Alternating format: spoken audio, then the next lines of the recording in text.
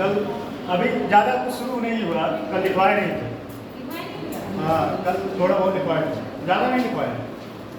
आज टॉपिक शुरू होगा, मुद्रा एंड बैंकिंग। इन्फ्लेशन खत्म हो गया, बोला मार्केट का। यही इतने लोग हैं कि वो लोग चले गए, इतने ही लोग।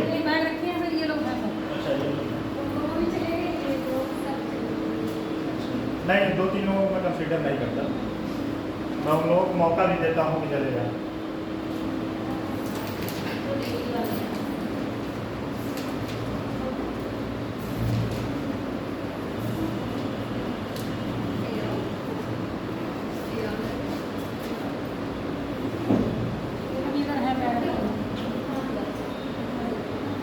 क्या हुआ?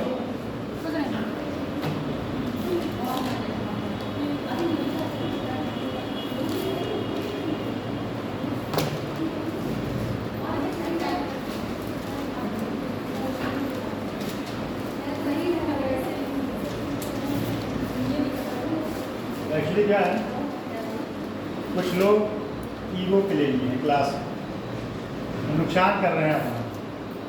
अब ईगो पे जो ले लिया, आप क्या कर सकते हैं? नुकसान हमें तो जिसका समझ आएगा हम उस पर पढ़ेंगे सर, उनके हिसाब से थोड़ी नहीं। कुछ लोग ईगो पे ले लिए हैं कि नहीं, ये नहीं हम इनसे पढ़ेंगे, मत पढ़ो, कौन हम जाके बुला रहे हैं।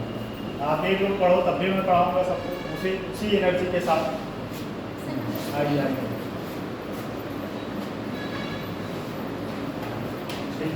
चलिए कल जो है बताइए, कल क्या क्या हो चुका था? हाँ, कल मुद्रा हुआ था, ठीक। उसके बाद क्या बताए थे? प्लास्टिक मनी, ठीक। लीगल टेंडर एक बताए थे, वैधानिक मुद्रा। फिर बताए थे नियरेस्ट मनी, ठीक, नियरेस्ट मनी। और बताए थे ऑप्शनल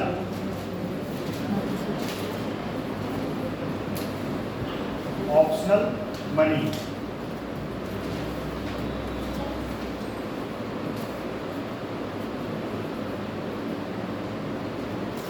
ऑप्शनल मनी, ठीक है। मुद्रा, प्लास्टिक मुद्रा, वैधानिक मुद्रा, ये सब मुद्रा लिखेगा। वैधानिक मुद्रा, ठीक, वैधानिक मुद्रा, नियरेस्ट मनी, ठीक है। चलिए, कल ये इसके बारे में मैं बता दिया था कि नहीं? चलो आप लोग थोड़ा बताओ, अपने ज्ञान वर्धन करो, हैं?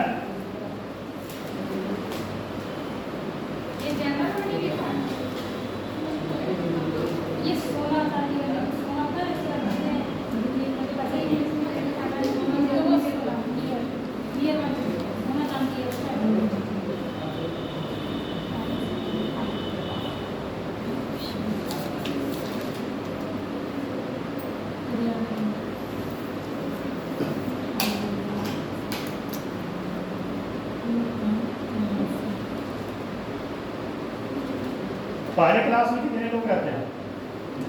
ज़्यादा संख्या रहता है।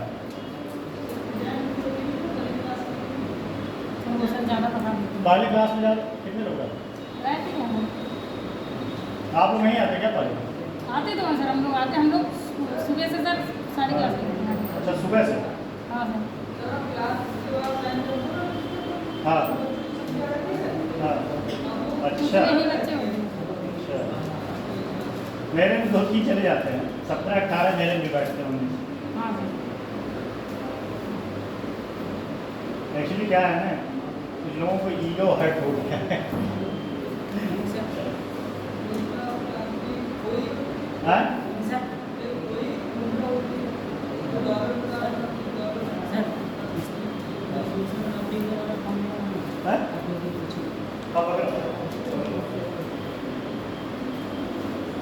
सर हमने शुरुआत की तो आप ही बढ़ाते थे हमारे लिए, तो सर हमारे लिए तो हमारी स्पीड आपकी वजह से ही तेज हुई।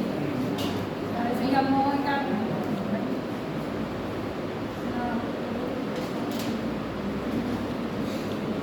अब मौसम गर्म होने लगा है। यस आप लोग एकदम शांत मान लीजिए भाई, बताओ इसीलिए लिखे हैं ये, ऐसे देखने के लिए व्हाइट बोर्ड पे नहीं लिखे हैं। हाँ? हाँ। बताने के लिए, बताइए आप ही लोगों के लिए लिखे हैं क्या क्या है, हैं? क्या बताइए, मुद्रा क्या है?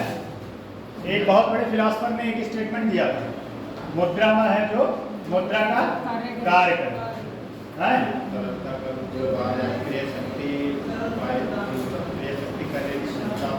हाँ।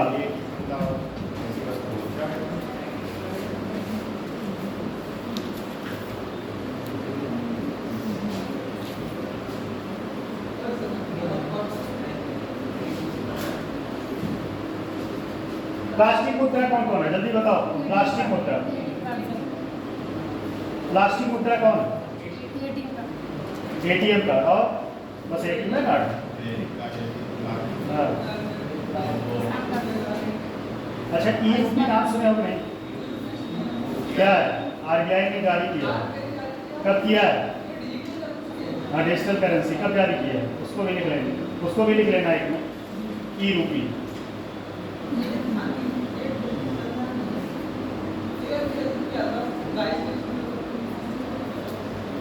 ई रुपी भी लिख लेना।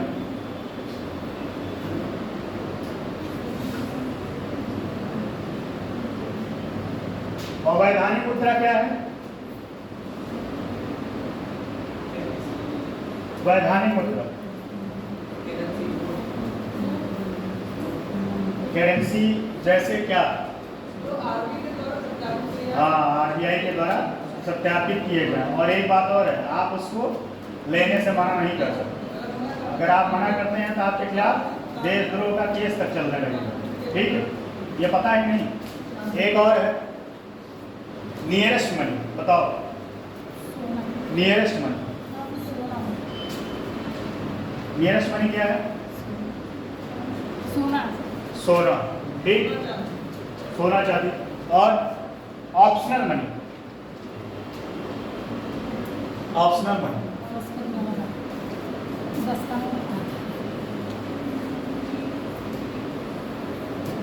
Optional money. आइए, बताए। हाँ, ऑप्शनल करेंसी क्या है बताए? नोट का सर जो 10 का नोट जैसे वैकल्पिक मुद्रा जिसको बोलते हैं, वो बैंक जो है, बैंक कह रहे हैं, कस्टमर या दुकान कोई भी व्यक्ति बाध्य नहीं है उस करेंसी को लेकर। आवाज़ ज़्यादा तेज तो नहीं है? सही है। अब सही है। हम बहुत तेज बोलते हैं। एनर्जी ज़्यादा है हमारे अंदर चिल्लाने की। मैं बिना माइक के भी चिल्ला सकता हूँ, हैं? ये है, ठीक है।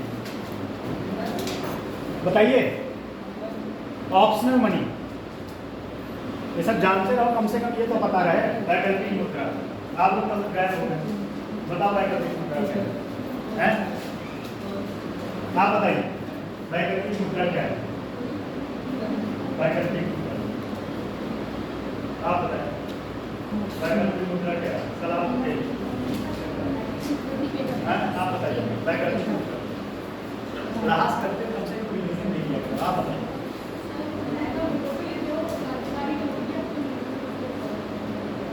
वो तो सही है, डेफिनेशन नहीं पूछ रहे हैं, इसका एग्जाम्पल पूछ रहे हैं। हाँ, हुंडी, हाँ, हुंडी नाम सुना? सिक्योरिटी पेपर, किसान विकास पत्र, ये सब सारी चीज़ें कोई बाध्य नहीं है लेने के लिए। ठीक है, अगर वो मन करेगा तो लेगा, अदरवाइज नहीं। हॉट करेंसी क्या है? हॉट करेंसी चलिए बताइए उमेश जी, हॉट करेंसी क्या है?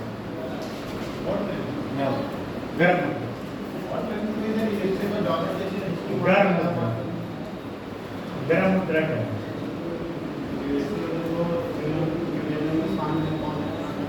जैसे डॉलर हुआ, येन हुआ, यूरो हुई, ये सब क्या है? Hot currency. आप अपना पीछे बैठे यहाँ दिखा दीजिए, ठीक है, वहाँ कंफर्ट है, सही है, जहाँ कंफर्ट हो वहाँ बैठने से। और कल मुद्रा का फंक्शन बताए थे, मुद्रा कैसे कैसे कार्य करे। एक बताए थे टोकन करेंसी, क्या बताए थे? टोकन करेंसी, टोकन करेंसी ये क्या होता है? सर 1 रुपया 2 रुपया। हाँ, जो कॉइन है वो क्या है? Token currency. ठीक, ये सब सारे मुद्रा है। और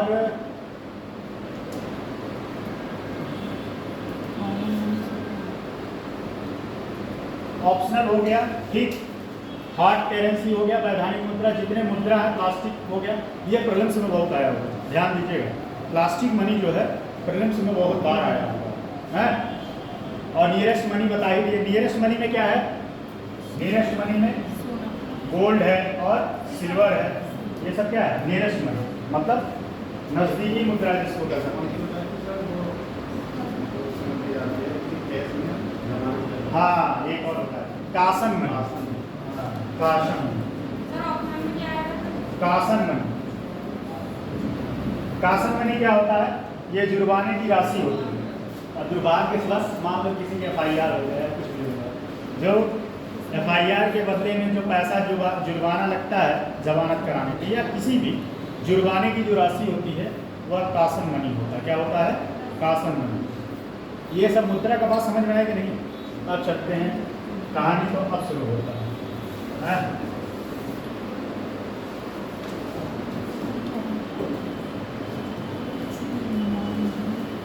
मौद्रिक नीति। मौद्रिक नीति, ठीक। मौद्रिक नीति में इसमें दो होते हैं, एक होता है मात्रात्मक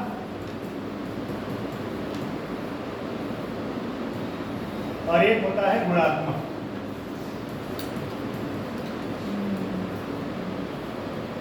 एक होता है गुणात्मक। देखो, मात्रात्मक में मैंने पहले ही बताया था, जिसका प्राइस पता किया जा सकता है, रेट हो जिसका, या कह सकते हैं नंबर में। इसमें हो नंबर में, क्या हो? नंबर में। अब नंबर में बढ़े या घटे, जैसे कि इसमें है रेपो रेट, रेपो रेट, ठीक, reverse repo rate,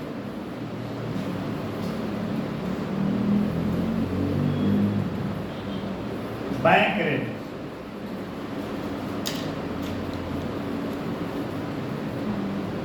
CRR, SLR, CRR, SLR, OMO, जैसा कि 3 दिन पहले तेज प्रताप जी ने पूछा था। OMO, OMO का फुल फॉर्म लिखना हो तो लिख लीजिए, ओपन मार्केट ऑपरेशन। ये फुल फॉर्म पूछा होगा, ओपन, फिर उसके बाद base rate, open market operation, base rate, repo rate, reverse repo rate. एक और अभी रिसेंट में चल रहा है टर्म, टर्म रेपो रेट, ठीक, टर्म रेपो रेट लिख लो। एक है फिर MSF,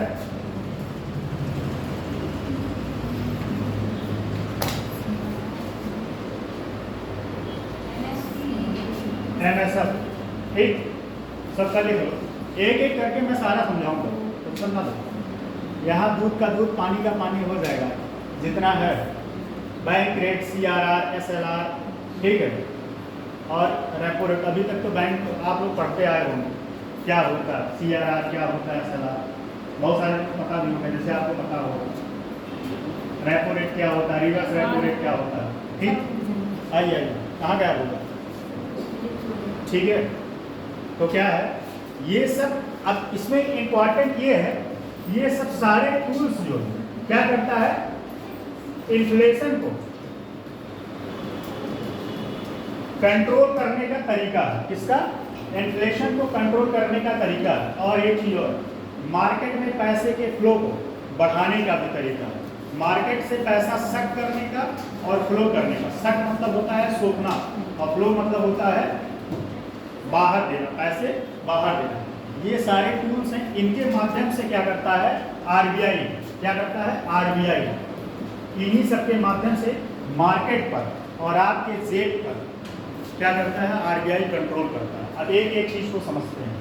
जैसे कि पहला है रेपो रेट, रेपो रेट,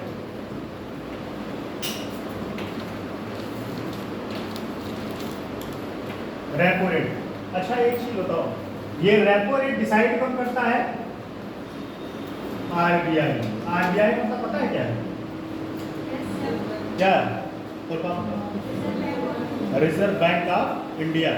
और रिजर्व बैंक ऑफ इंडिया एक स्पेशल टॉपिक है, उसके बारे में पूरा पढ़ेंगे कि रिजर्व बैंक ऑफ इंडिया का कैसे कैसे कॉन्सेप्ट आया 1929 से लेके हिल्टन एंड कमीशन से लेके और 1934 का आरबीआई एक्ट तक कैसे कैसे हुआ है, तो वहाँ पढ़ेंगे। अभी आप मौद्रिक नीति पढ़ेंगे, तो मौद्रिक नीति में रेपो रेट क्या है? Repo rate. रेपो रेट क्या होता है, कोई बता सकता है क्या होता है? और वर्तमान में रेपो रेट कितना चल रहा है? ये करंट का क्वेश्चन है। वर्तमान में रेपो रेट कितना है, कौन बता सकता है? 6.5%। 6.5%। बताओ रेपो रेट क्या है? आप लोग बताएं, थोड़ा अपना ज्ञान वर्धन करें। नहीं आएगा तब फिर मैं बताऊंगा। मेरे पास तो 1000 एग्जाम्पल रेपो रेट होगा। रेपो रेट बताइए।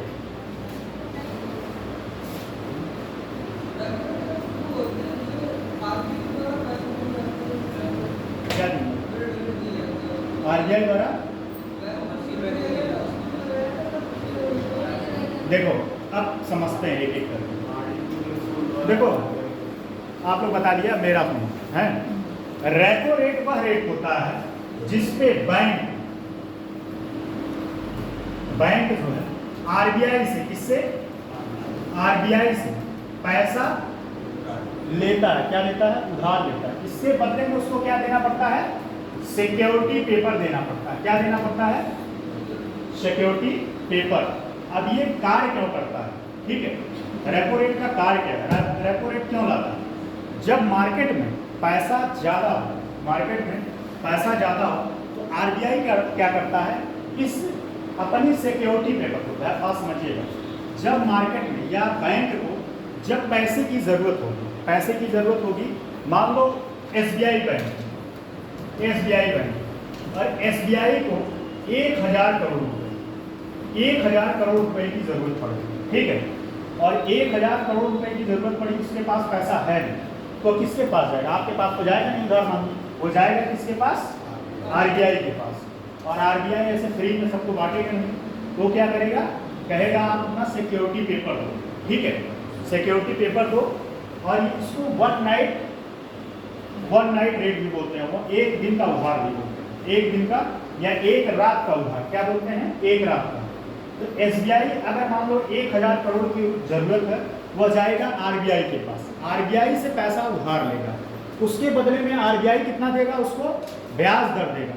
क्या कितना देगा? 6.5% उसको इंटरेस्ट रेट पे देगा। किस पे देगा? इंटरेस्ट रेट पे। और यह पैसा जब आरबीआई लेके, मतलब एसबीआई ये पैसा लेके फिर मार्केट में क्या करेगा? पैसे का फ्लो बढ़ेगा। अब ये पैसा एसबीआई लिया, इसके पीछे भी तो कारण है। एसबीआई को पैसा लेने की जरूरत होती है। बहुत सारे लोग एसबीआई के पास लोन मांगने गए। क्या मांगने गए? लोन लेने गए। अब लोन लेने गए, उस टाइम एसबीआई के पास पैसा नहीं है, तो पैसा कहीं ना कहीं से उठाएगा। अब वो उठाया आरबीआई से उठाया, फिर यह पैसा ए, बी और सी में बांट दिया मतलब लोन दे दिया। क्या दे दिया? लोन दे दिया। अब मार्केट में ये पैसा आ गया कहाँ? मार्केट में। कहाँ आ गया? मार्केट में। समझ में आ रहा है नहीं? ये की बात अब ये मार्केट में आ गया, तो मार्केट में पैसे का फ्लो ज़्यादा होगा और डिमांड और सप्लाई, फिर से वही बात, डिमांड और सप्लाई चल रहा है। लोगों के पास ज़्यादा पैसा होगा तो क्या करेंगे? ज़्यादा डिमांड करेंगे, और जब पैसा कम होगा तो डिमांड कम करेंगे। बात समझ में आएगी? रेपो रेट का मतलब समझ में आया? रेपो रेट वह रेट होता है जिसपे बैंक आरबीआई से उधार लेता है। जिससे बैंक जो है आरबीआई से उधार लेता है, उसके बदले में सिक्योरिटी पेपर रखता है, गारंटी पेपर जिसको बोलते हैं। आप ऐसे और समझिए, आप जाते हैं होम लोन लेने, कोई लोग कराए होम लोन कराते हैं तो आपके ज़मीन का कागजात बैंक जमा कराता है। और एक चीज़ और जान लीजिए, आपके ज़मीन की जितनी वैल्यूएशन होती है, बैंक कभी भी उतना पैसा नहीं देता। ज़मीन का वैल्यूएशन करने के लिए एक मैनेजर आता है, उसको बोलते हैं एरिया मैनेजर या एरिया मैनेजर आने के बाद आपकी ज़मीन का वैल्यूएशन करेगा कि इस ज़मीन का करंट प्राइस कितना है, करंट प्राइस कितना है। टॉपिक से मत भटकिएगा, मैं वहीं आ रहा हूँ, समझ में आ रहा है कि चेन फेस से आपको लग रहा है कुछ कंफ्यूजन है क्या है। अब एक एरिया मैनेजर आएगा और वह आएगा मार्केट आपके ज़मीन का वैल्यूएशन करेगा और उसमें बहुत सारे लोग जो है जितनी ज़मीन रहती है उसमें कुछ मैनेजर को कुछ खिला देते हैं तो उस ज़मीन का वैल्यूएशन बढ़ा देते हैं। मान लो मैनेजर ने ज़मीन का वैल्यूएशन लगा दिया 50 लाख रुपये, ठीक। अभी 50 लाख रुपए लगा दिया आपकी ज़मीन का वैल्यूएशन, ठीक। आप 50 लाख रुपए टोटल आप बैंक से लोन नहीं पाएंगे, टोटल आप बैंक से लोन नहीं पाएंगे। आप कितना पाएंगे? 30 लाख, 40 लाख, मतलब 30 लाख, मैक्सिमम 35 लाख। 35 लाख रुपए तक आप बैंक से लोन ले सकते हैं और बैंक को उसके बदले में आप क्या देंगे? अपने ज़मीन का पेपर। अब आते हैं रेपो। रेपो पे क्या है? जब बैंक को पैसे की ज़रूरत होती है तो क्या करता है? आरबीआई के पास जाता है। आरबीआई के क्या रखता है? अपना पेपर रखता है, ठीक है। और उसके बदले में आरबीआई जो है बैंक को पैसा देता है और उस पैसे से बैंक क्या करता है? मार्केट में पैसे को फ्लो कर बढ़ाता है, लोगों को लोन दे, क्या करके? लोन दे। अब सोचो, लोन देने के बाद बैंक को क्या फायदा है? पैसा वो खुद उधारी लिया, ठीक। अब पता चले उधारी वो खुद लिया है और वो पता चले वो भी उधारी में बांट दिया, उससे उसका क्या फायदा है? कभी आप लोगों ने सोचा उसका क्या फायदा है? वो जो है ब्याज दर ज़्यादा लेता है, जितने लिया उससे ज़्यादा ही लेता, उससे ज़्यादा ही लेता। उसके बीच का जो अंतर होता है, जो कस्टमर और बैंक और आरबीआई के बीच का अंतर होता है, समझ रहे हो? वो उसका लाभ होता है, वो उसका लाभ होता है। किसका? बैंक का। और एक बात और बता दें, आइए, बैंक का कोई अपना धन नहीं होता, पता है कि नहीं? बैंक सिर्फ आपके पैसे को इधर उधर क्या करता है? मैनेज करता है। बैंक का कोई अपना धन नहीं होता। ये मत समझिएगा कि बैंक जो है करेंसी छाप रहा है। बैंक का काम सिर्फ आपके पैसे को मैनेज करना है। वो क्या करता है? दूसरे से पैसा उठाएगा, आपको पैसा देगा, उससे आपसे ब्याज लेगा, उसके बीच का जो लाभ होता है वो अपने पास रखेगा, आरबीआई को देगा और सरकार आरबीआई को देगा, तो आरबीआई को किसको देगा? सरकार को। अपने कुछ भाग जो है सरकार को देता है, ठीक। तो ज़्यादा घुस गए, समझ में आई कि नहीं बात? इतना डेप्थ में एनालिसिस करने की ज़रूरत नहीं, समझ में आया कि नहीं? रेपो रेट क्या होता है और करंट रेट की है। अब इसी का एक भाई है रिवर्स रेपो रेट। क्या है? Reverse repo rate. अब यह क्या है, यह भी समझना जरूरी है। रिवर्स रेपो रेट क्या होता है? अब क्या है? सेम इसी का उल्टा। अब क्या करेगा? आरबीआई जो है, आरबीआई बैंकों से पैसा लेगा। किससे लेगा? बैंकों से पैसा लेगा। और इसके लिए 2-3 कारण।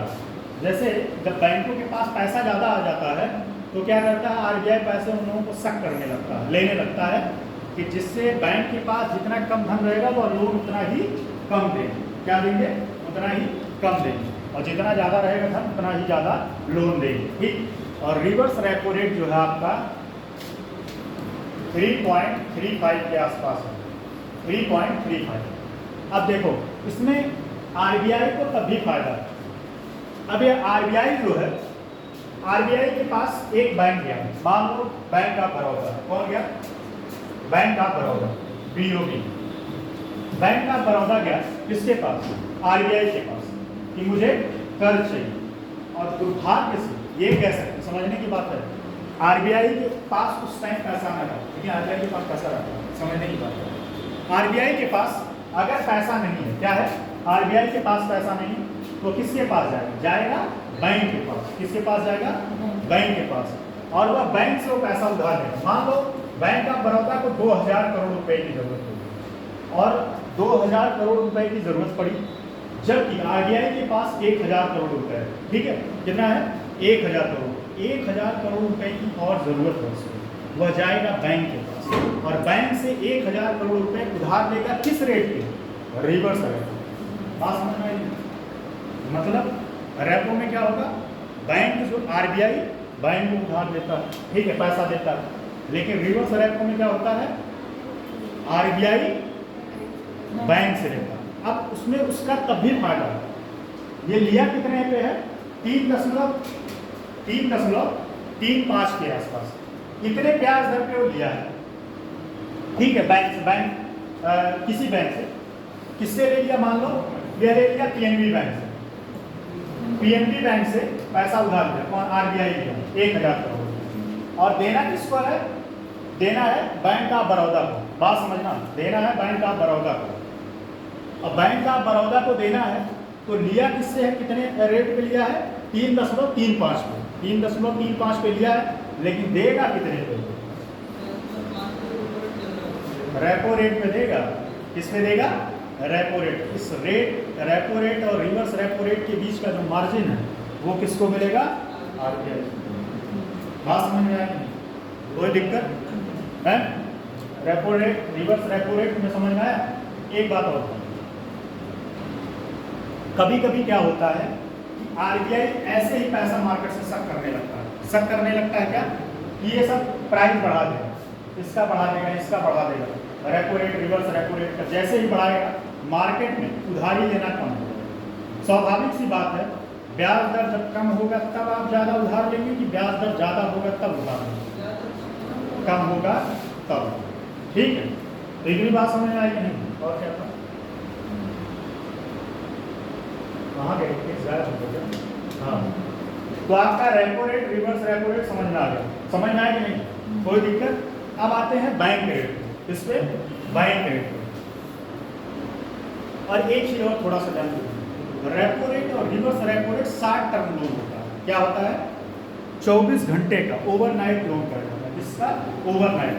लेकिन बैंक रेट जो है लॉन्ग टर्म का होता है, लॉन्ग टर्म का लोन होता है।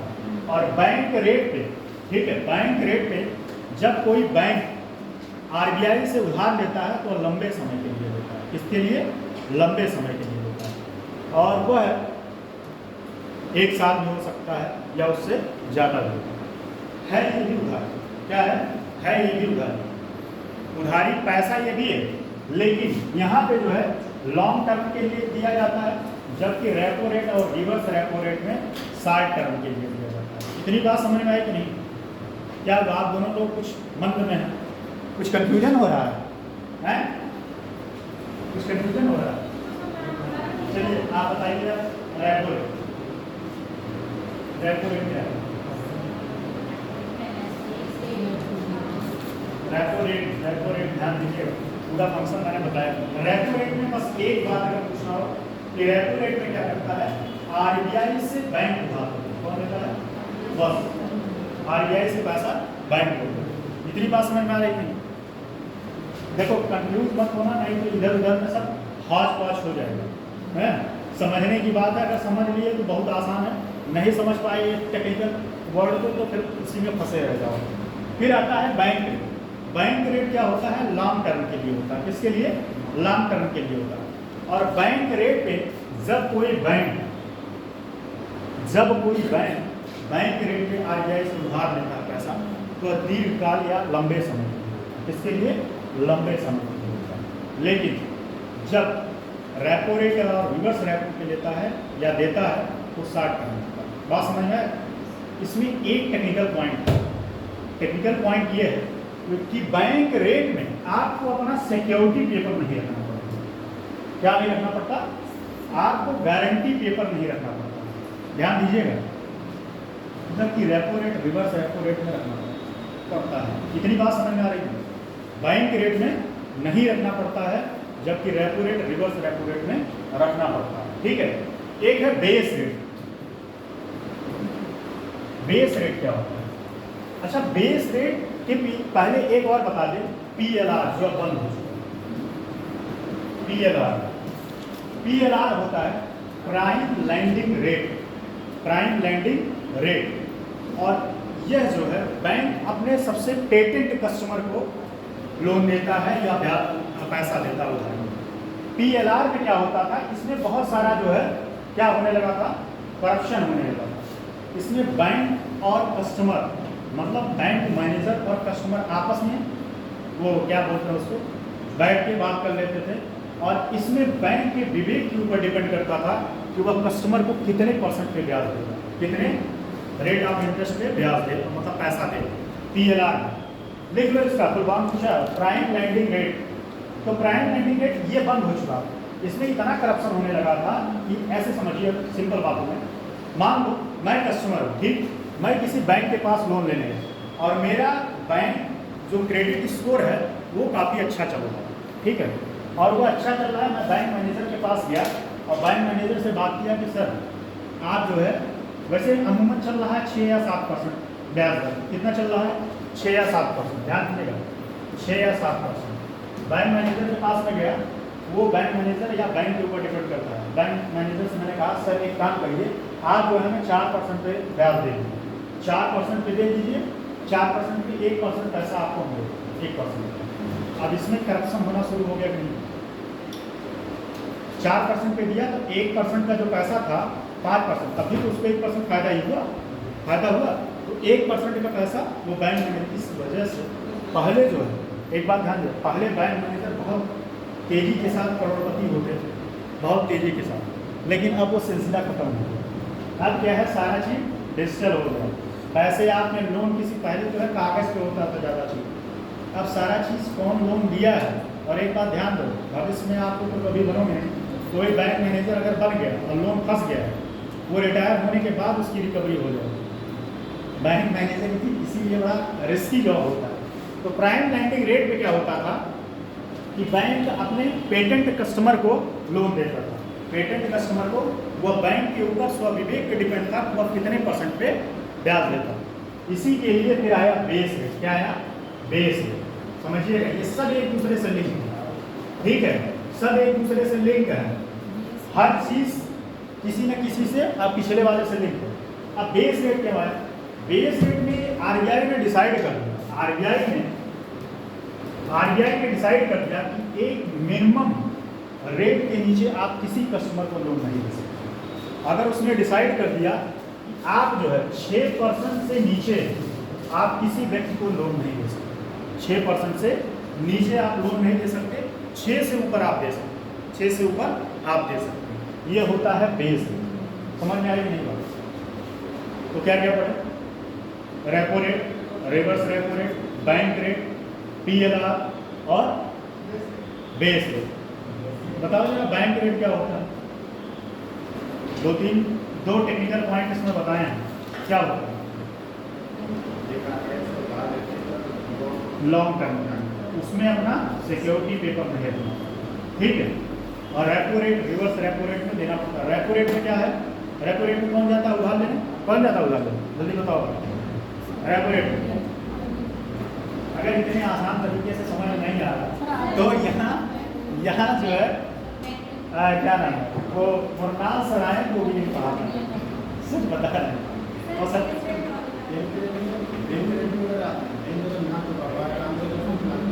हाँ हाँ, गारंटी लगती है, गारंटी लगे, गारंटी लगता है। बताइए रेपो रेट में क्या होता है, बैंक रेट, बैंक किससे लेता है? चलो अब पूरा समझ लेते हैं, तो उसके बाद थोड़ा लिखने के लिए तैयार रहिए, बाद में मत कहिएगा कि जो है हाँ, RBI को कोई गारंटी पेपर नहीं देना पड़ता, लेकिन repo rate, reverse repo rate में देना पड़ता है। बात समझ में आ रही है? समझ में आ रहा है बंधु को, जय और वीर को, हैं? चलो अब आते हैं CRR, हैं? CRR,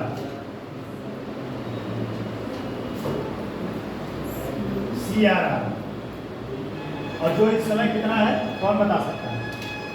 CRR कितना है? 4, बहुत 4। एक बात ध्यान दीजिए, CRR का फुल फॉर्म कौन बता सकता है? हाँ, कैश रिजर्व रेशियो। ये होता क्या है? कैश रिजर्व रेशियो होता क्या? हाँ, मतलब आगे जो बैंक पैसा देती है उसका कुछ पैसा को अपने पास रखती है, जैसे किसके पास? आगे ही अपने पास रखती है, बैंक में हर 15 दिन में जाता है। एकदम सही बात। देखो बैंक का जो टोटल NDTL होता है, NDTL बात समझिए, NDTL इसका फुल फॉर्म जानते हो? हाँ? क्या होता है? Net demand time liability. लिख लो, NDTL का फुल फॉर्म पूछा हुआ है, लिख लो। Net demand time liability. देखो, net demand time liability,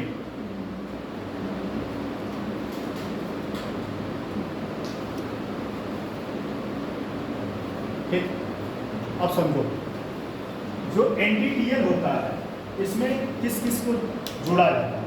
NDTL इसमें मांग जमा स्वीकार किया जाता है। मांग जमा मतलब जो सेविंग अकाउंट है और जो लोन दिया गया है वो पैसा इसमें जोड़ा जाता है। लेकिन अगर बैंक ने किसी दूसरे बैंक से पैसा उधार लिया तो उसके राशि में NDTL में नहीं जोड़ा जाएगा। ध्यान दीजिएगा। तो कैश रिजर्व रेशियो में क्या करता है, बैंक का जो टोटल करेंसी होता है, मान लो उसके पास टोटल 1000 करोड़ है, 1000 करोड़ का 4% किसके पास रखा होता है? RBI के पास। कैश के रूप में कि गोल्ड कि सोना कि सिक्योरिटी पेपर के?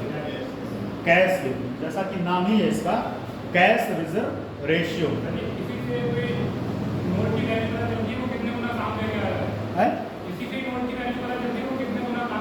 है। जैसे 1000 मान लो किसी को 1000 रुपये मिले, हाँ, तो 1000 में से 4% आएंगे अपने पास रहेगा, 960 बचेंगे वो दूसरे बैंक को देंगे, उसमें से 4% अपने पास रहेगा।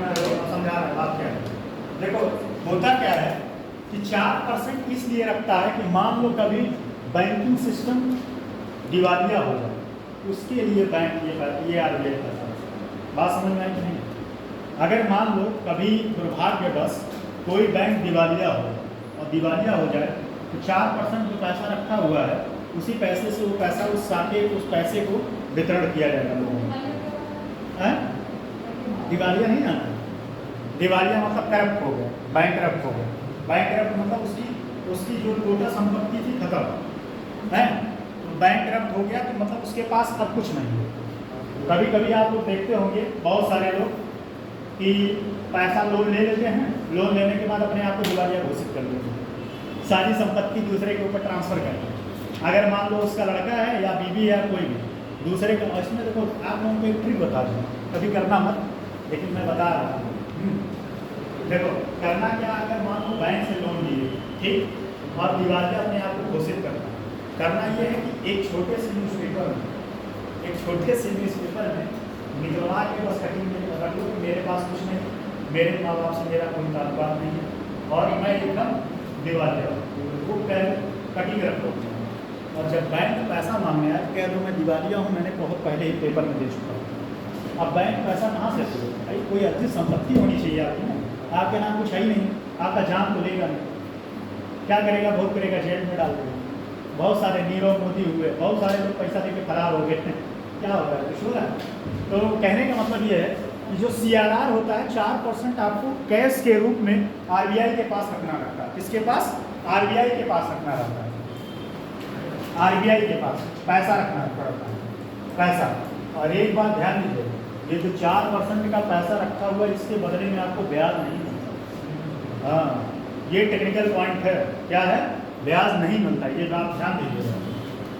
ब्याज जो है इस पर नहीं मिलता। ये मत सोचिएगा कि जो है आप 4% जो है दे दिए हैं बैंक को तो उसमें ब्याज RBI ब्याज देगा, ब्याज नहीं देता। ये वह आपातकालीन स्थिति के लिए रखता है कि भारत में अगर बैंकिंग सिस्टम या कोई बैंक दिवालिया हो जाए तो इस पैसे से 4% से लोगों का। अब एक बात और है, जो टोटल पैसा बचा 4% के बाद जो पैसा बचा वह पैसा बैंक जो है लोन दे सकता है, लेकिन पूरा नहीं। उसके लिए डिसाइड किया जाता है प्राथमिक सेक्टर में कितना दोगे, सेकेंडरी में कितना दोगे, थर्ड सेक्टर में कितना दोगे, सबके लिए डिसाइड होता है। प्राथमिक सेक्टर में कम से कम 40% लोन देना रहता है, 40% अनिवार्य होता है। बात समझ में आ रहा है कि नहीं? कुछ लिखवा दे क्या? कुछ लिखिए थोड़ा, नहीं तो ऐसे समझते समझते टाइम चला जाएगा। अच्छा एक और समझ लीजिए। हाँ वही एक और समझा देता हूँ।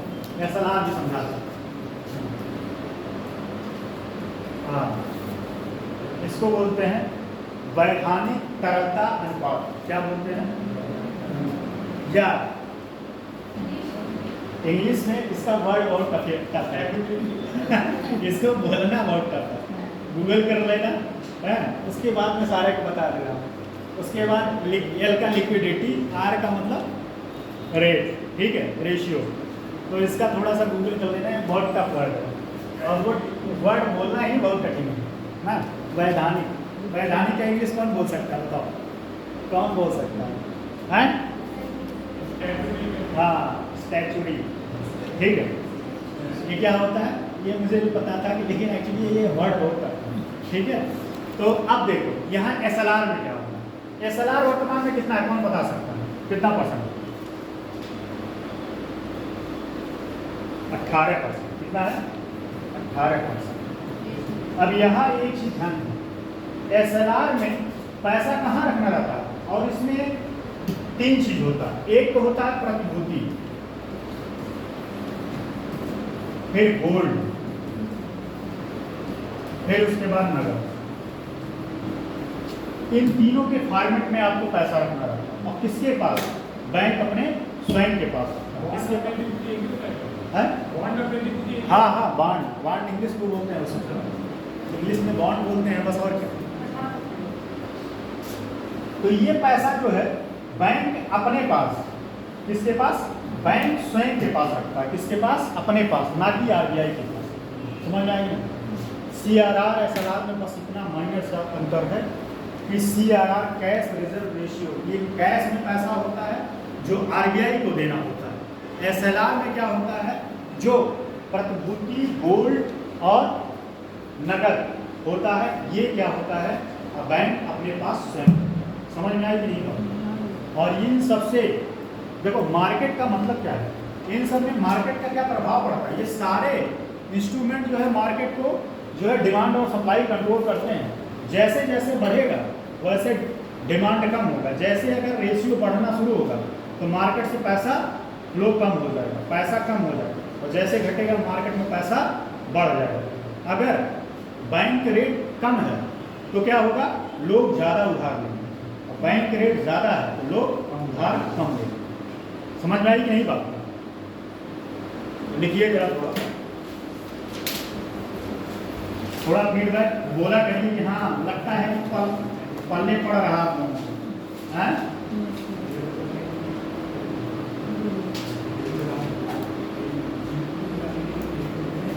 देखो एक बात बताएं, मैटर करता है कि टीचर कैसा है।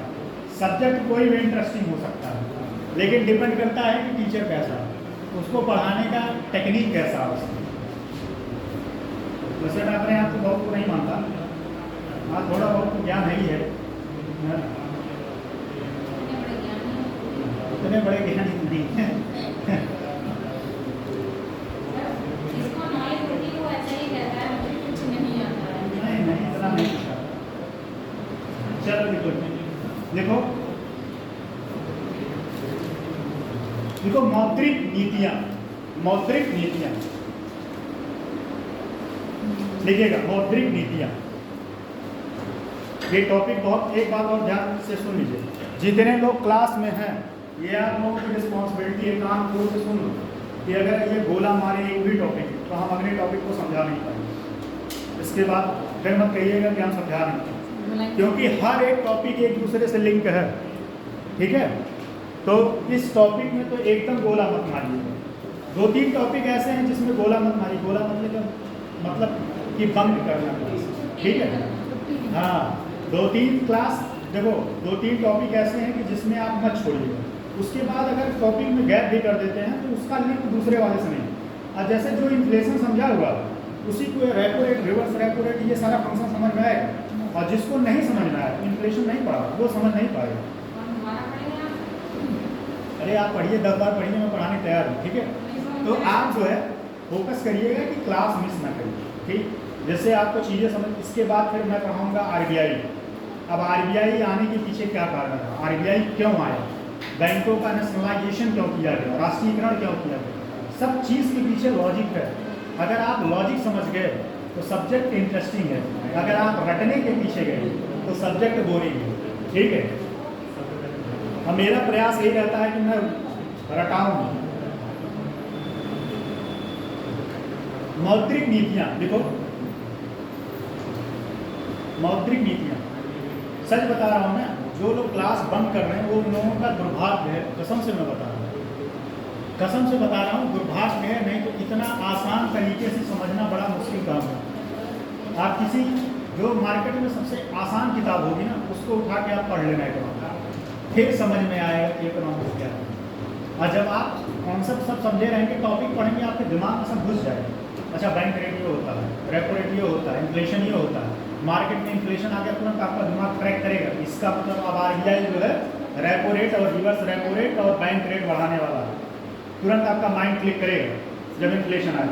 और जब ही मंदी में गया तुरंत आपका माइंड क्लिक करेगा कि अब बैंक जो है RBI ढिलाई करने वाला है, रिवर्स रेपो रेट, रिवर्स और रेपो रेट में कम करने वाला है।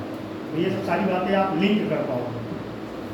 मौद्रिक नीतियाँ किसी भी देश की केंद्रीय बैंक की जिम्मेदारी होती है। देखो, मौद्रिक नीति टॉपिक है, मौद्रिक नीति, मौद्रिक क्या मतलब, ये नहीं ठीक है क्या?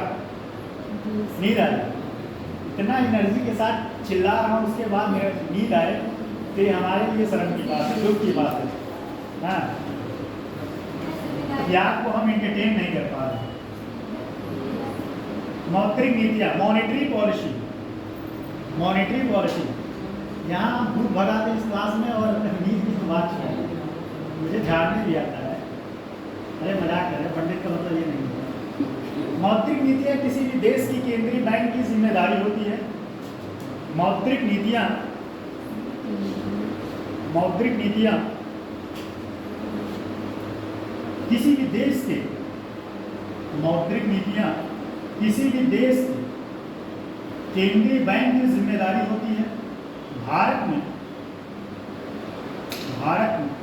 मौद्रिक नीतियाँ, भारत में मौद्रिक नीतियाँ मौद्रिक नीति समिति, मौद्रिक नीति समिति बनाती है। हाँ हाँ, लिखिए लिखिए, आगे है, मौद्रिक नीति समिति बनाती है। अच्छा, मौद्रिक नीतियाँ ये बताओ कि साल में कितनी बार आती है? कितनी बार आती है?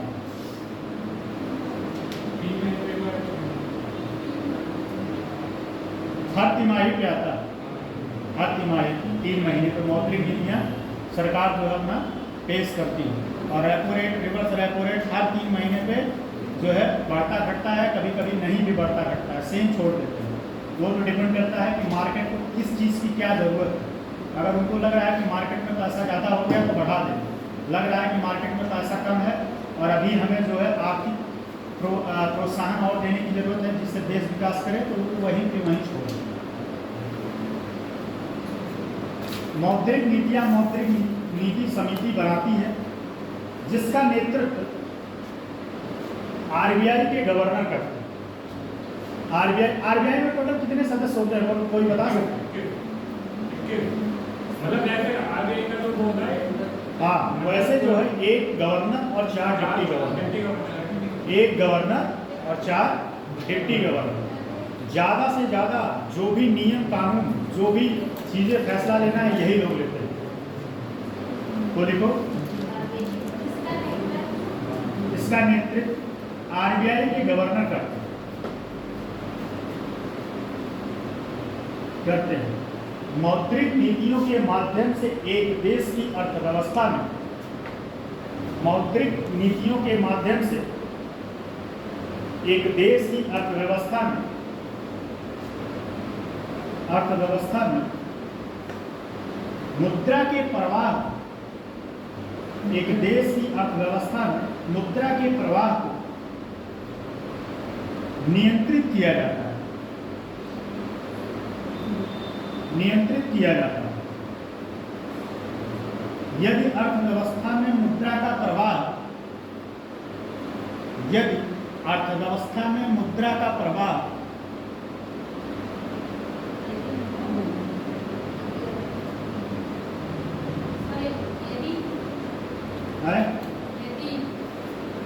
नीतियों के माध्यम से एक देश की अर्थव्यवस्था में मुद्रा के प्रवाह को नियंत्रित किया जाता है। यदि अर्थव्यवस्था में मुद्रा का प्रवाह, यदि अर्थव्यवस्था में मुद्रा का प्रवाह, ब्रैकेट में लिखिएगा तरलता, लिक्विडिटी।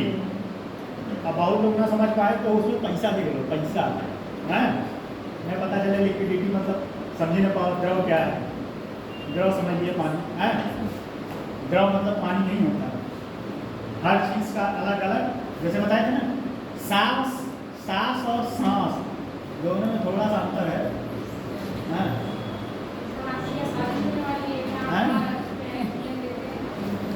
नहीं, हमारी शादी अभी नहीं होने वाली है, पीसीएस हो जाए तब करेंगे।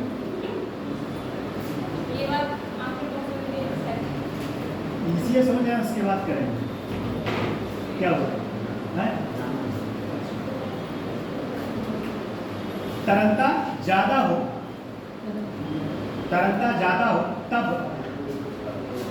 तरलता ज़्यादा हो तब इसे, तब इससे, तरलता ज़्यादा हो तब इससे मुद्रास्फीति उत्पन्न होगी, मुद्रास्फीति उत्पन्न होगी। मतलब मार्केट में पैसा ज़्यादा है तो क्या होगा भाई? पैसा ज़्यादा होगा तो क्या करेंगे? आप डिमांड ज़्यादा करेंगे और धीरे धीरे क्या होगा? प्राइस हाइक करने लगेगा, ठीक है, मुद्रास्फीति उत्पन्न होगी। अतः ऐसे में मौद्रिक नीतियों के माध्यम से, अतः ऐसे में मौद्रिक नीतियों के माध्यम से, अतः ऐसे में मौद्रिक नीतियों के माध्यम से मुद्रा के प्रवाह को, मुद्रा के प्रवाह को, मुद्रा के प्रवाह को कम करने का प्रयास किया जाता है। मुद्रा के प्रवाह को कम करने का प्रयास किया जाएगा। इसके विपरीत, इसके विपरीत यदि अर्थव्यवस्था में, इसके विपरीत यदि अर्थव्यवस्था में मुद्रा का प्रवाह कम हो, इसके विपरीत यदि अर्थव्यवस्था में मुद्रा का प्रवाह कम हो, इससे मांग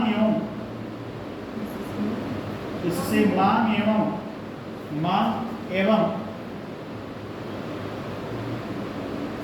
आर्थिक समृद्धि प्रभावित हो है। इससे मांग एवं देखिए, इससे आर्थिक समृद्धि प्रभावित होगी, आर्थिक समृद्धि प्रभावित होगी। स्वाभाविक सी बात है, मार्केट अगर पैसा नहीं रहेगा लोगों के पास तो क्या डिमांड करेंगे, और डिमांड नहीं करेंगे सप्लाई नहीं होगा, और सप्लाई नहीं होगा तो धीरे धीरे कंपनी फ्रॉड छटैया करना शुरू, और मंदी की अवस्था। मुद्रास्फीति का याद होता है कि नहीं? सब भूल गए, एक पढ़ा है दूसरा भूल गए हैं। ऐसे जो है छोटे क्लास में बहुत होता है कि अगला चैप्टर पढ़े तब तक दूसरा चैप्टर भूल गया है।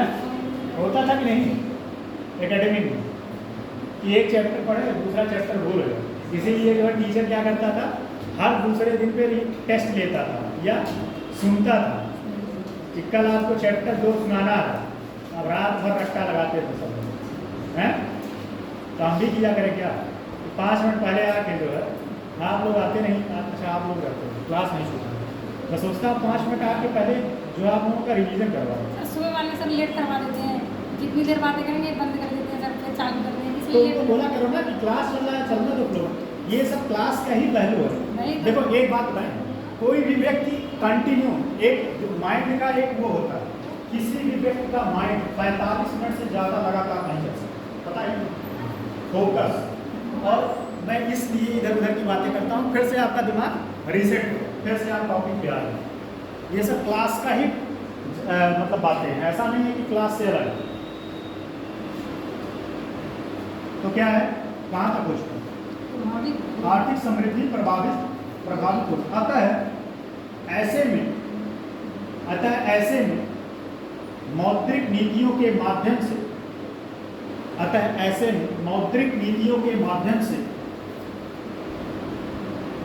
अतः ऐसे में मौद्रिक नीतियों के माध्यम से मुद्रा के प्रवाह को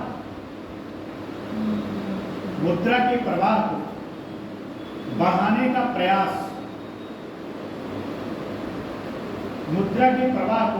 का प्रयास किया जाएगा।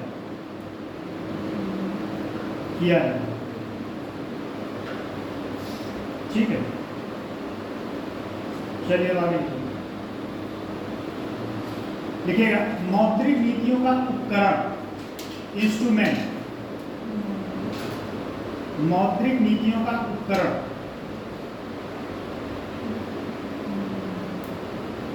जैसे हर एक मैकेनिक का अपना उपकरण होता है, रेंच होता है, प्लास होता है, वैसे आरबीआई के ये सब टूल्स हैं, जो repo rate, reverse repo rate, bank rate, CRR, ये सब टूल्स हैं आरबीआई के। तो मौद्रिक नीतियों के माध्यम से एक देश की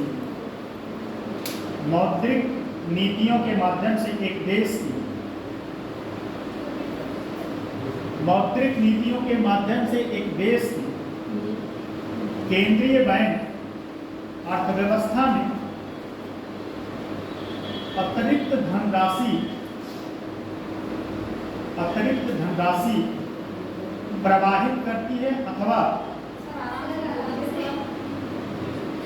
चलिए जाते जाते आप लोगों का इतना इनहेंस करवा देंगे हैंड राइटिंग और आंसर राइटिंग कि आप एग्जाम में बैठोगे 4000 वर्ड ऐसे लिख लोगे।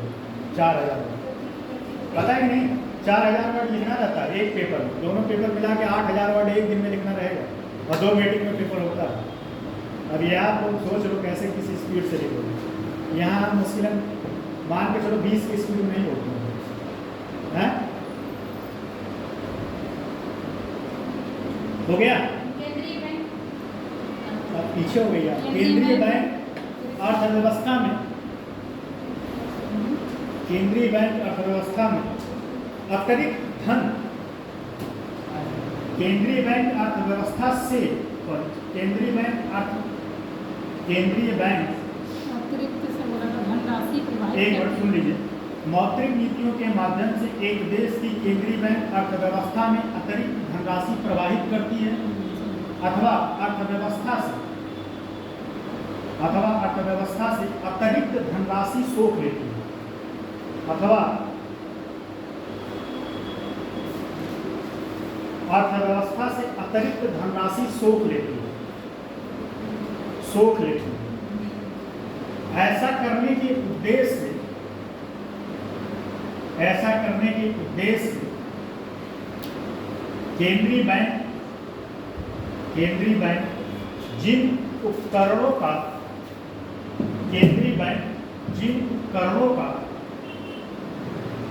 प्रयोग करती है उन्हें मौद्रिक नीतियों का उपकरण कहते हैं।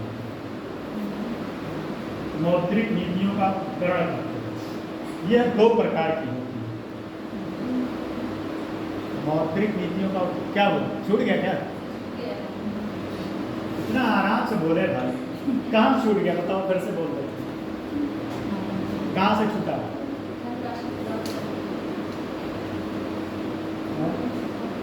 अथवा अर्थव्यवस्था से अतिरिक्त धनराशि सोख लेती है। यहाँ तक हो चुका था, है?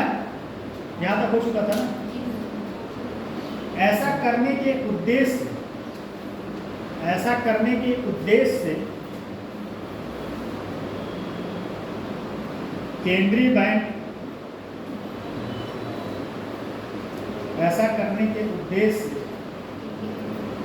बैंक जिन उपकरणों का प्रयोग करती है उन्हें मौद्रिक नीतियों का उपकरण कहते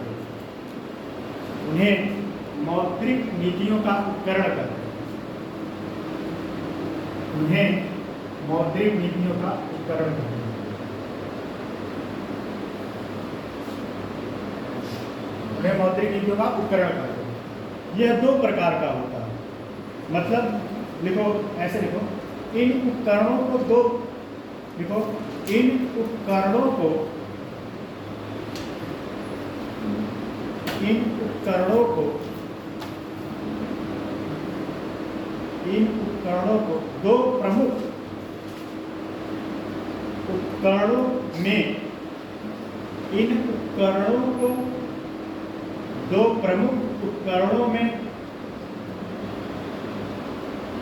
उपकरणों में वर्गीकृत किया जाता है।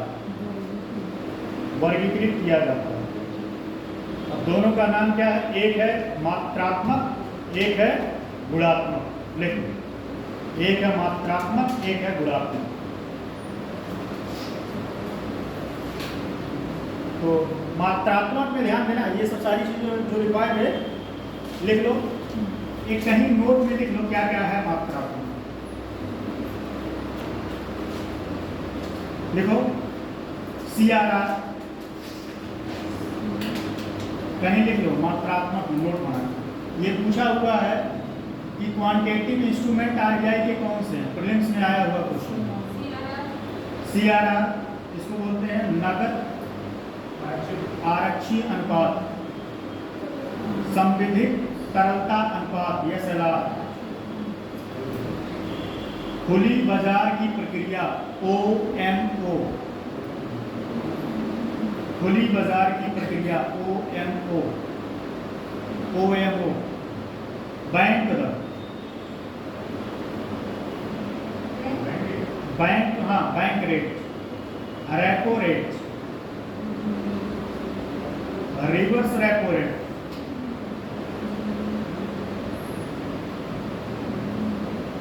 सीमा अस्थायी शुद्ध दर MSF,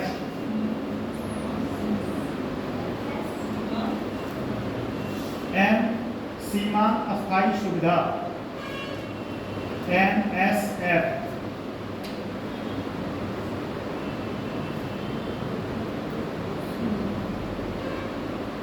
marginal standing facility MSF, marginal standing facility, अस्थायी जमा सुविधा। अब इसमें पहला देखो,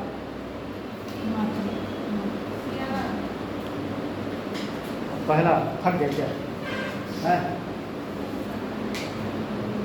आप लोग लिखते लिखते थक जाते हो क्या? नोट्स देखो, PDF देने हमें दिक्कत नहीं।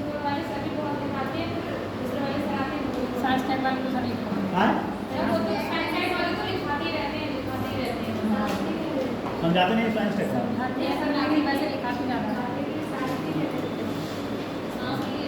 हम तो सांस भी ले लेते हैं।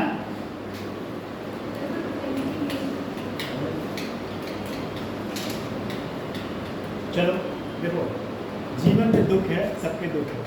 इस दुख का निदान एक ही है कि नौकरी पालो। नौकरी पालो, और नौकरी तब मिलेगा जब आप अपना 100% देंगे। 100 नहीं, 105%। 100% देने सिलेक्शन नहीं होगा, क्योंकि लड़ाई बहुत तेज है। ठीक है, तो आपको 105% अपना एफर्ट लगाना पड़ेगा। क्या कह रहे हैं? 105% एफर्ट लगाओगे तो जाके सिलेक्शन होगा। देखो, मैं भड़काता नहीं, मैं रियल चीज़ों से वाकिफ कराता हूँ। आप लोग अभी बुरा मत मानना, मैं एक ऐसा चीज़ बोलने वाला हो सकता हो, अभी आप लोग जो है कुएं के मेढक हो। जिस दिन आप कुएं से बाहर निकलोगे ना, तब समझ में आएगा कि यार हम लोग क्या है, अभी तो कुछ नहीं है। ये मैं फैक्ट बोल रहा हूँ, बुरा मत मानना। मैं आप लोगों के, मैं सबका सम्मान करता हूँ, सबके ज्ञान है, लेकिन कभी अगर आपको बहुत ज़्यादा कॉन्फिडेंस हो, लगे कि मुझे बहुत आता है, नहीं, हाँ, तो अगर कभी जीवन में ऐसा लगे तो आप एक बार दिल्ली की गलियों में, इलाहाबाद की गलियों में जाके घूम आइए लाइब्रेरी में, और जाके जब देखेंगे ना, लगेगा कि भाई मैं लाइब्रेरी करता था तो एक लड़की आती थी, बैठती थी पढ़ने, मेरा भी उस टाइम में लगा हुआ, वो सुबह 6 बजे आती थी। और भाई साहब नहीं मानोगे, 6 बजे मैं हाफ टाइम लाइब्रेरी करता था। मैं पूरे टाइम कभी नहीं बैठा, रूम पे ज़्यादा पढ़ना मुझे प्रेफर अच्छा लगता है। गर्मी में इसलिए जाता था क्योंकि गर्मी ज़्यादा होता है, मैं सुबह के टाइम जाता था। वो सुबह 6 बजे आती थी, और एक बार भी नहीं, जब मैं निकलता था तब भी रहती थी, मैं शाम के टाइम अगर कभी चला जाता तब भी वो बैठी रहती, इतना पढ़ता। आपकी लड़ाई उस लाइब्रेरी वाली लड़की से है। अब सोच लो, आपको उसको पीछे करना है ना। आप लोगों को भी लड़ाई है, ठीक है, नहीं तो जीवन में ऐसे टेंशन में रह जाओ। और एक बात मैं बार बार किताब पे कहीं लिख लो, जीवन भर अगर झाड़ू पोछा बर्तन नहीं करना तो पढ़ लो, ठीक है। अगर आप झाड़ू पोछा बर्तन करने में खुश हो तो पढ़ाई मत करो। मेरे पास बहुत सारे एग्जाम्पल हैं कि जो लोग सेलेक्टेड हैं फीमेल में और उनके यहाँ काम वाली आती है, झाड़ू करने वाली आती है, खाना बनाने वाला आता है, और क्या करते हैं सुबह बस बिस्तर पर आते तभी चाय मिल जाती है, ठीक है। तो ऐसा लाइफ आप लोग जीना चाहते हो, झोंक दो अपने आप को, बस ज़्यादा नहीं 1-2 साल झोंक दो अपने आप को, जो पूरा 100% अपना एफर्ट दो।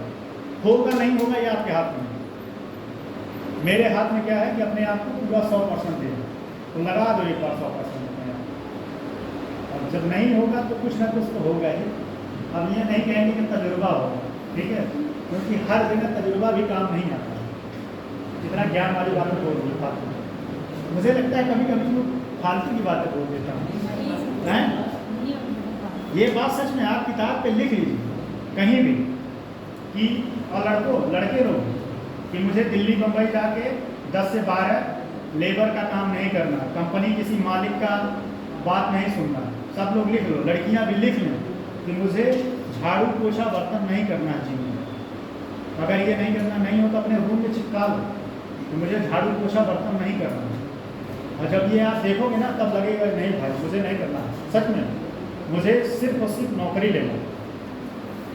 और नौकरी ले लिए तो पैसा फेंको, सब तमाशा देखो, है ना, पैसा फेंकने सब कुछ मिलता है। पैसा दिए 5,000 रुपये दिए, खाना बनाने वाली आ गई, झाड़ू पोछा करने वाली आ गई, बर्तन मांजने वाली आ गई। आपको करना क्या है, सिर्फ जीवन का लुत्फ उठाना है और छुट्टी मनाना है।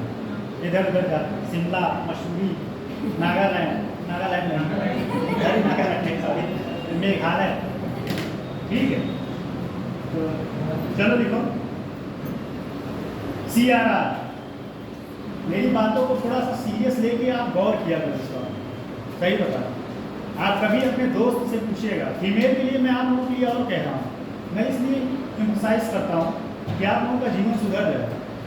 आप कभी अपने फीमेल जो आपकी दोस्त है ना, जिसकी शादी हो गई, उससे पूछो क्या हो रहा है तुम्हारा जीवन, वो यही बोलेगी सुबह 5 बजे उठती हूँ, झाड़ू करती हूँ, पोछा लगाती हूँ, चाय बनाती हूँ, लोगों को चाय देती हूँ, खाना बनाती हूँ, फिर बर्तन धोती हूँ, और फिर जाके 1 घंटे आराम करने के बाद फिर सुबह शाम को चाय बनाती हूँ, बर्तन धोती हूँ, फिर सोने जाती हूँ। कभी पूछ लो आप। तो जीवन में अगर ये नहीं करना है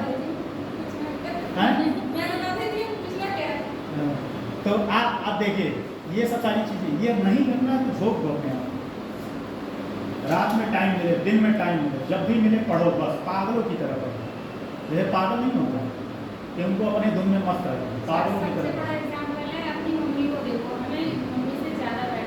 बस वही चीज़ 10 मिनट ज़्यादा चला गया। इन सब मोटिवेशन आप लोगों का चक्षु खोल रहे थे, ज्ञान चक्षु। देखो CRR, यह संभव है कि किसी, यह संभव है कि किसी एक, मैं बताऊँ मेरी बहन लोग हैं, मैं उन लोगों से यही बात कहता हूँ, या तो पढ़ लो या तो झाड़ू पोछा करने के लिए तैयार रहना चाहिए। क्योंकि हम लोग कोई भी शादी कर देंगे, DM से कर देंगे, तब भी तुम्हें करना ही पड़ेगा, सच बता रहा हूँ।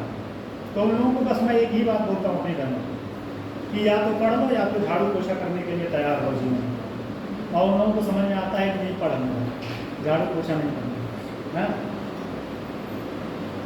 यह संभव है कि किसी भी कारण से बैंकिंग व्यवस्था में, यह संभव है कि किसी कारणवश, CRR का है, ध्यान दीजिएगा, यह संभव है कि किसी भी कारणवश से बैंकिंग व्यवस्था में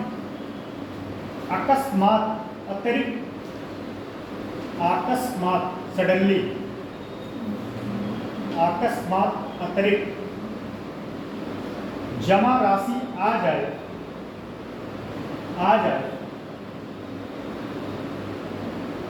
यदि बैंक इन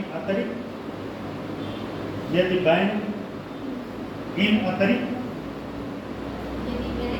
यदि बैंक इन अतिरिक्त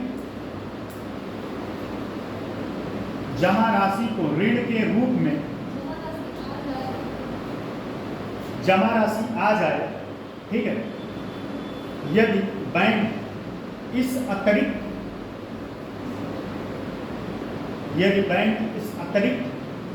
जमा राशि को ऋण के रूप में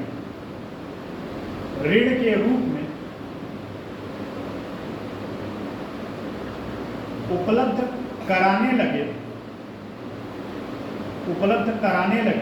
तब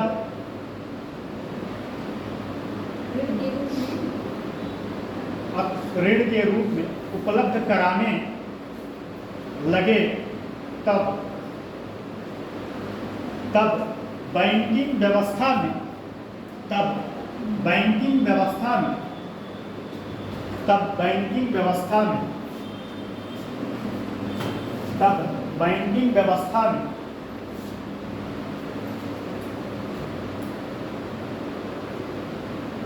जोखिम बढ़ेगी।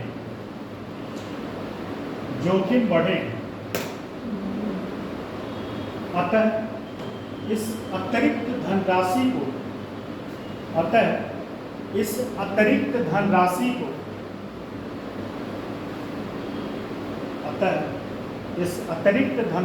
को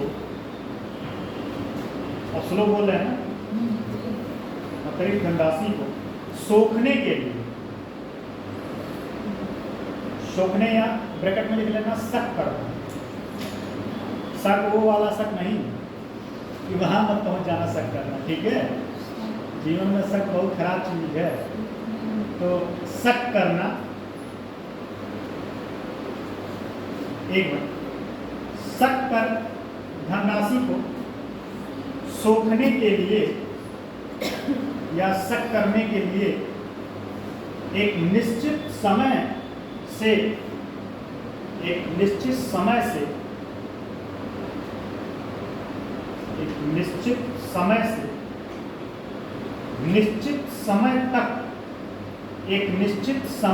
निश्चित समय तक जो धनराशि बैंकों में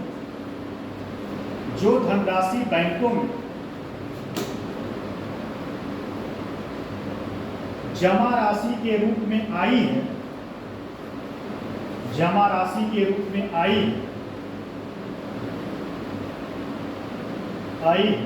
उस पर आरबीआई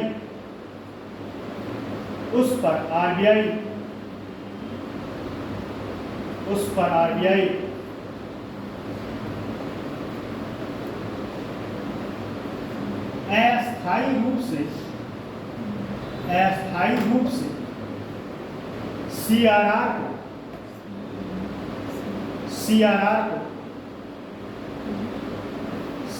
को लागू कर सकती है।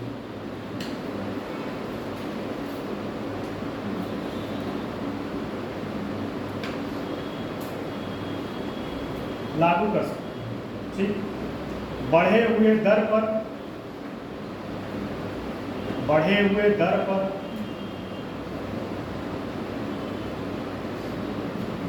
लागू इस सीआरआर को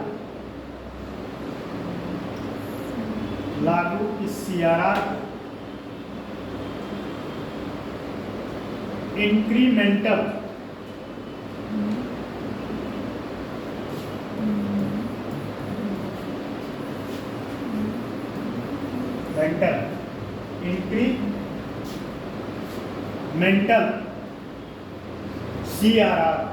इंक्रीमेंटल सीआरआर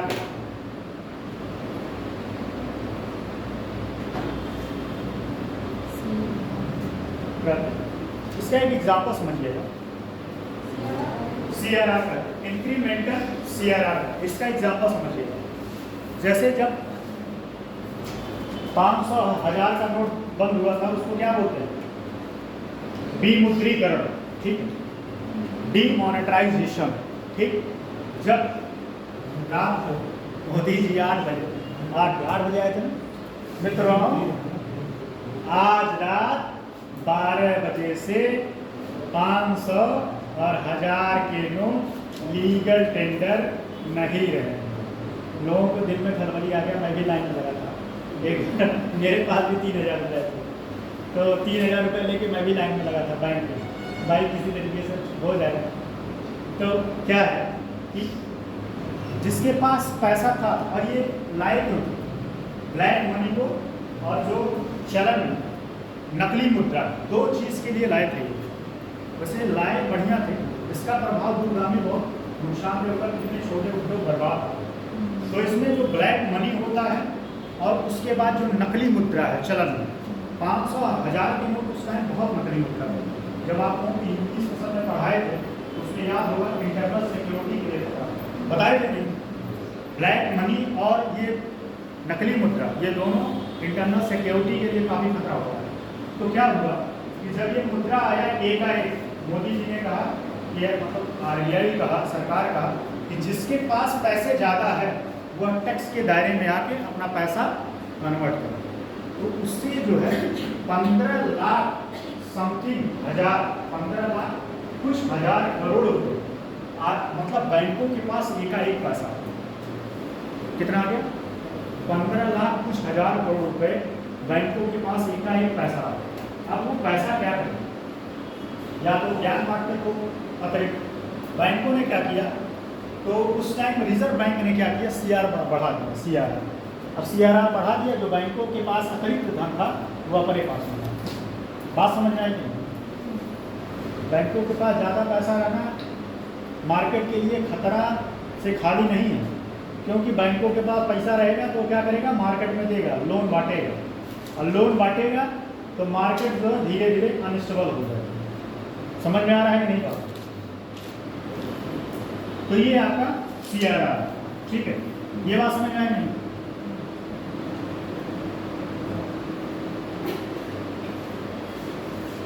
चलो थोड़ा सा लिख लो, और थोड़ा सा। यह है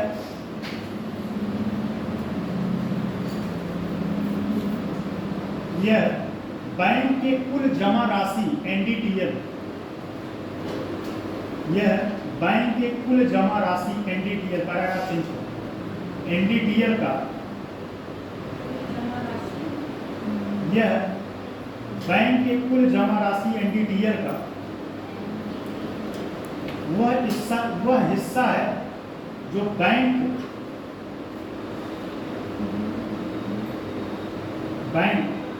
अनिवार्य रूप से नकद में RBI के पास रखता है।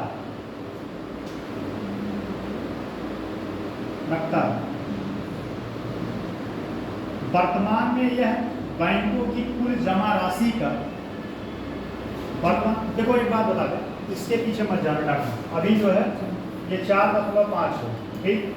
और कभी भी एक बात और बताएं आप लोगों को, RBI कभी भी कोई डाटा चेक करना हो, CRR, SLR, repo rate, reverse repo rate, RBI की साइट पे चले जाओ, ठीक है। मुझे बहुत इसमें आता नहीं, मैं करके दिखा देता हूँ, है।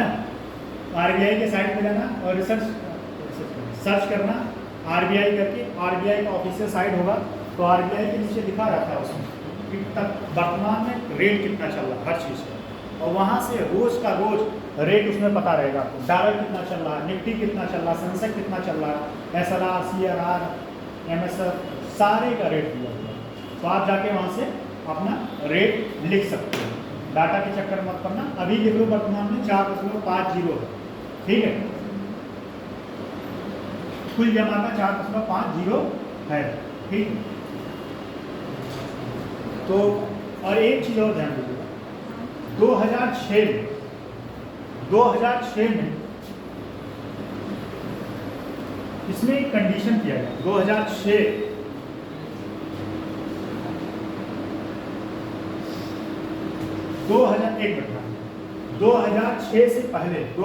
से पहले इसमें एक कंडीशन था कि 3 से 15% के बीच होना चाहिए, मतलब 3% से कम नहीं और 15% से ज़्यादा नहीं आप CRR बैंक में रख सकते। लेकिन 2006 के बाद यह नियम हटा दिया गया 2006 के बाद। अब डिपेंड करेगा कि मार्केट में कितना पैसा जाता है, कितना कम है, उस हिसाब से CRR डिसाइड होगा। ठीक है, अब लिखो SLR क्या हुआ? अभी टाइम तो नहीं हो, कितना टाइम है? अभी सर 10 मिनट है। हाँ, तो लिखो SLR संविधिक तरलता अनुपात, स्पेलिंग इसका देखो।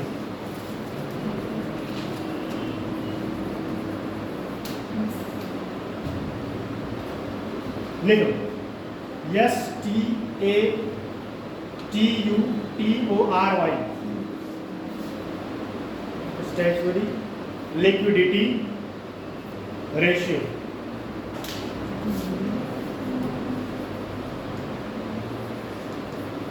Liquidity ratio SLR। और अभी बताओ SLR में हम क्या बताए, क्या बताए बताइए? नहीं वो नहीं, SLR क्या होता है? हाँ क्या होता है? आप SLR अभी जस्ट बताए। चलिए भाई क्या SLR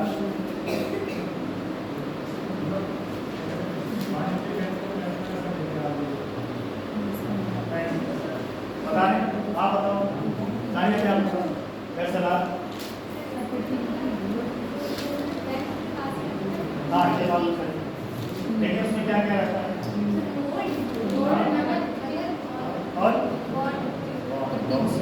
और वेरी गुड। क्या है SLR? तो उसमें क्या होता है, CRR में कहाँ रहता है? ध्यान दीजिएगा, CRR में ब्याज नहीं मिलता पैसे का, जो पैसा रखता है बैंक। तो लिखो यह एक कुल जमा राशि का वह हिस्सा है, यह एक कुल जमा राशि भाई NDTL, यह एक बैंक की कुल जमा राशि का वह हिस्सा है जिसे यह एक बैंक की कुल जमा राशि का वह हिस्सा है जिसे बैंक अनिवार्य रूप से अपने पास रखती है। अच्छा, कैश रिजर्व वाले में लिखे होंगे नहीं कि बैंक के पास रखता है, ये लिखवाएं कि पॉइंट छूट गया? नहीं वो लिख लो यार, इंपॉर्टेंट टॉपिक है, उसमें तो पॉइंट होना ही चाहिए।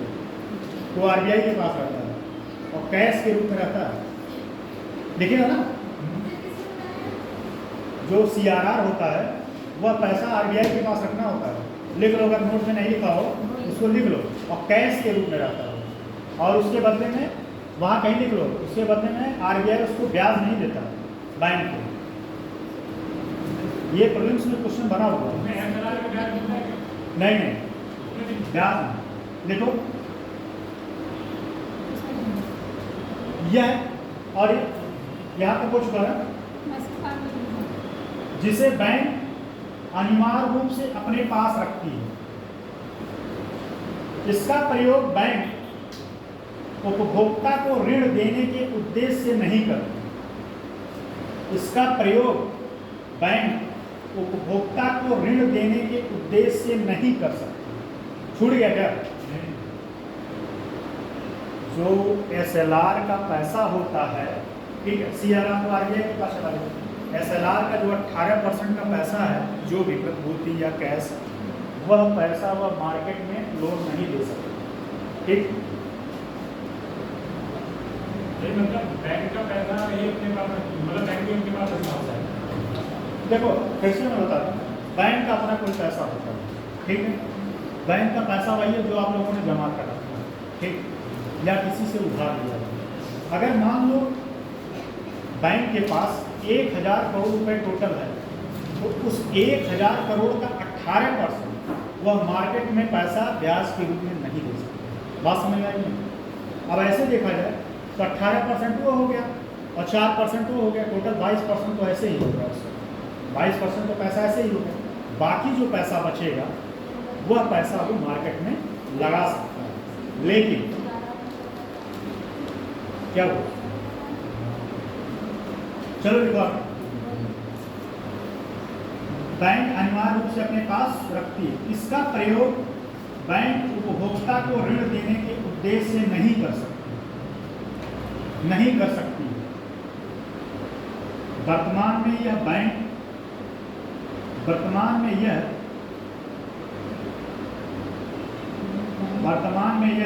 एक बैंक की कुल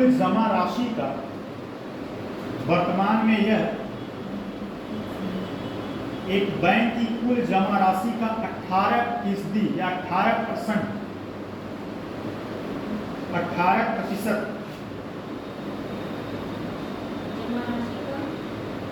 18% वर्तमान में यह एक बैंक की कुल जमा राशि का 18%।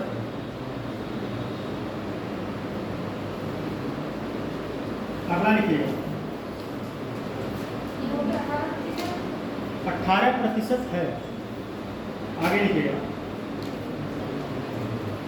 क्या वो छूट गया क्या? बस ये टॉपिक कंप्लीट हो जाए, छोड़ दो। मैं समझ रहा हूँ, भूख लगा, मुझे भी भूख लगा।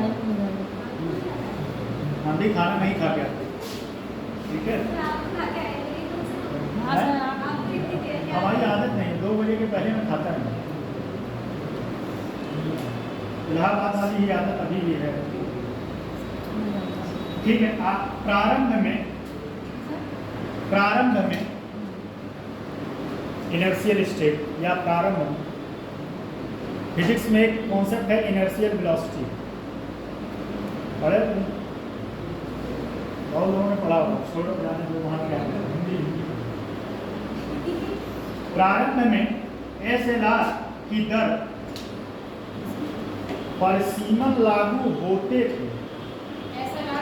फिर से सुनो, प्रारंभ में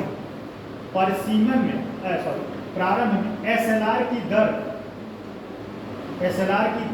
पर, दर मतलब रेट, दर पर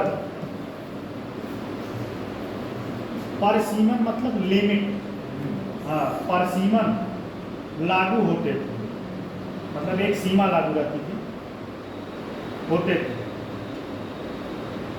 जो 40 से 25 से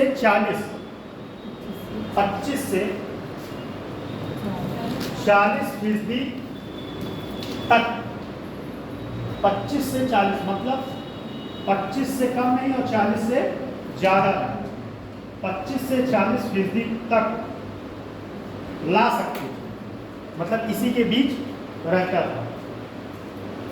वर्तमान में, लेकिन ध्यान दीजिए, वर्तमान में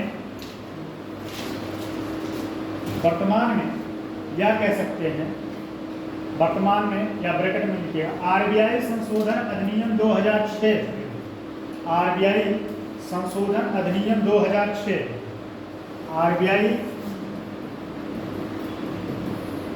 संशोधन अधिनियम 2006 में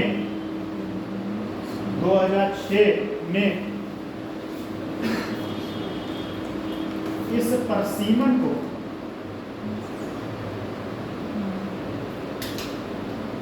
हटा दिया या इस नियम को हटा दिया 2006।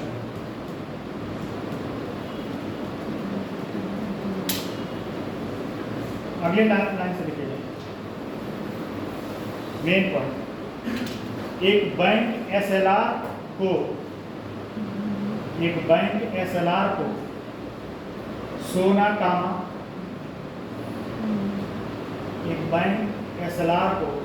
कामा नगद एवं सरकारी प्रतिभूतियों, गवर्नमेंट बॉन्ड, सरकारी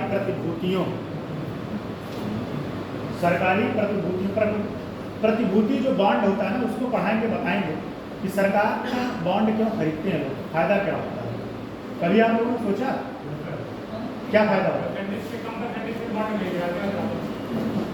उस पर ब्याज नहीं मिलता बॉन्ड।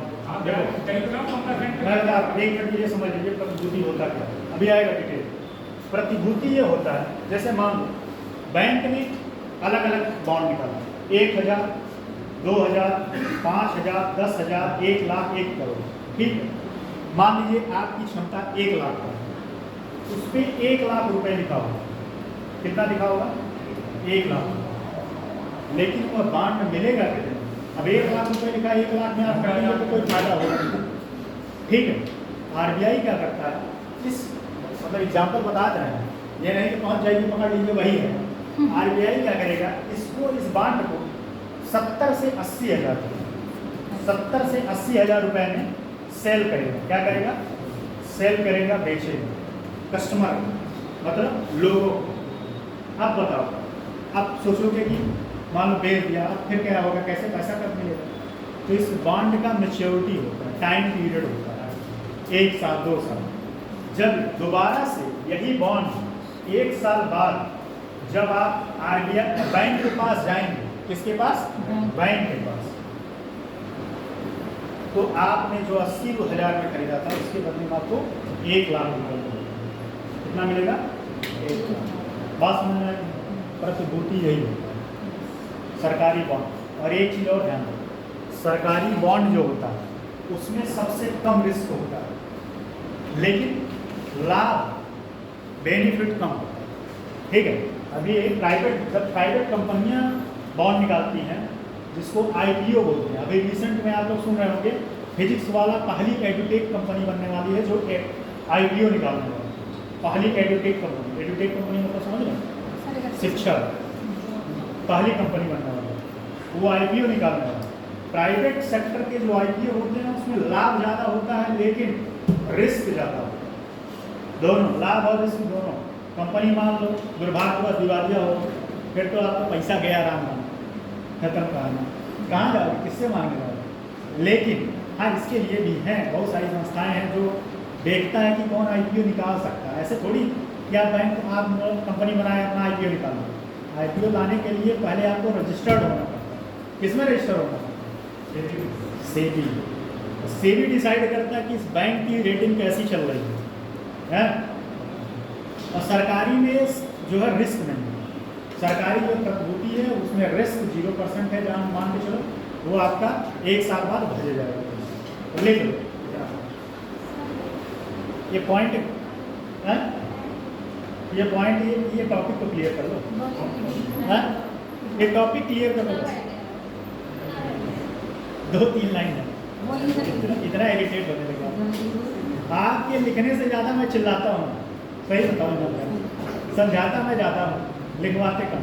कितना पेज लिखे? मुस्लिम 3-4 पेज लिखे, ज़्यादा तो मैं ही चिल्लाया हूँ। 12 पेज कहाँ लिखी? बस 12 पेज। चलो ये लाइन, ये टॉपिक कंप्लीट करो। एक बैंक एसएलआर को सोना नगद, देखो हम समझाने लगते हैं, नहीं समझाएंगे तो लिखवाते रहेंगे लगातार। तो एक बैंक एसएलआर को सोना कामा नगद एवं प्रतिभूति, सरकारी प्रतिभूतियों। अब बताओ, इसके पहले प्रतिभूति पता था बांड? अब समझ में आया ना बांड क्या होता है? एक एवं सरकारी प्रतिभूतियों के रूप में रख सकते हैं। किसके पास रखे? बताओ जल्दी। अपने पास मतलब बैंक के पास और रख सकते हैं। चूंकि नगद में रखा हुआ पैसा बैंक को किसी भी प्रकार से लाभ नहीं पहुंचाता।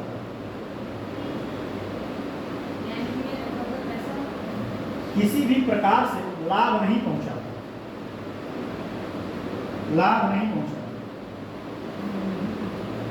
इसलिए बैंक एसएलआर का कम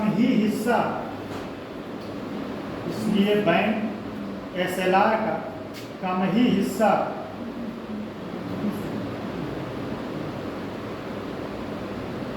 इस प्रारूप में रखती है। इसमें करेंसी के रूप में इस प्रारूप में रखती है। यदि एसएलआर सोने के रूप में रखा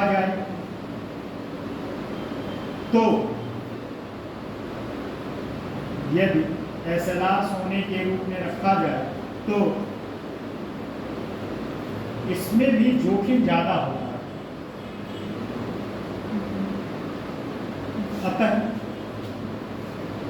उसमें भी जोखिम ज़्यादा होता है। अतः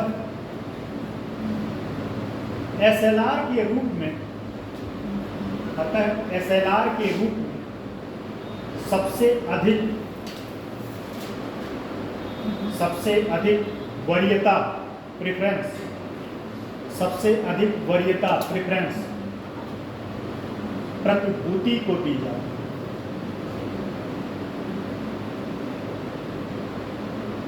जाती है। पूर्णविराम।